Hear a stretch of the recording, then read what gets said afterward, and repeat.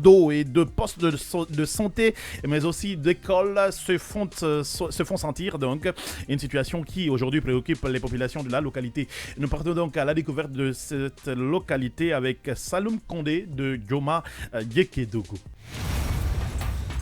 Bonjour la Guinée, à la découverte de. Nous vous amenons au cœur de nos régions pour comprendre les besoins et les attentes de nos collectivités.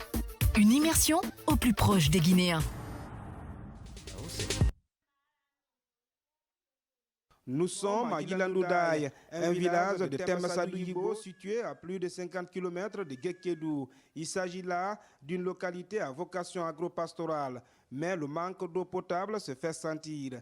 Ici, il n'y a pas de forage, encore moins de fontaine, une situation qui préoccupe les habitants du village. Pour s'approvisionner en eau dans cette localité, les femmes sont obligées de se rendre à la source, un endroit perdu dans la forêt. Et pendant les heures de pointe dans cet endroit, le seau d'eau se trouve difficilement. Yende Bawa et Yilandou, c'est la seule source d'eau que nous avons en commun. Avec un grand nombre de femmes, c'est la bagarre et des fois la source tarie. Quand 3 personnes puisent à la fois dans cette source, il faut patienter longtemps pour avoir un seau d'eau. Chaque année, dans ce village, les habitants sont exposés aux maladies infectieuses et virales. Une situation qui préoccupe Sidiki Temmassadouno, un sage qui mobilise souvent les jeunes pour nettoyer les ordures aux alentours de la source. Souvent, quand nous voyons notre site sale, on mobilise les jeunes à venir nettoyer les 2 villages. Et à tout temps, nous sommes là-bas. Comme vous avez vu même, vous avez constaté la propriété. Avec une population de plus de 1500 habitants, le secteur de Gilandoudaï est en manque de postes de santé. Il est impossible actuellement dans ce village de trouver le médicament. Pourtant, une ONG internationale a construit dans les années 93 une salle d'accouchement. Mais cette maison a cessé de fonctionner il y a un peu plus de 5 ans.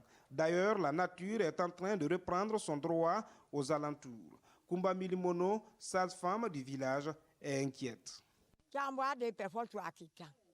Lorsque nos enfants et les femmes sont confrontés à un problème de santé, nous les transportons d'urgence à Yende ou à Gekedou par manque de médicaments et d'agents de santé. Autre difficulté dans ce village, c'est bien le manque de concessions scolaires, une situation qui pousse la plupart des enfants de cette localité à l'abandon scolaire. Il faut donc parcourir des kilomètres pour aller à l'école. Le chef du village s'est dit préoccupé. Normalement, dès l'âge de 4 ans, l'enfant doit commencer à fréquenter l'école. Mais par manque d'école, nous attendons jusqu'à 7 ans, car l'école primaire de Gekedou Pombo se trouve à 5 km de notre...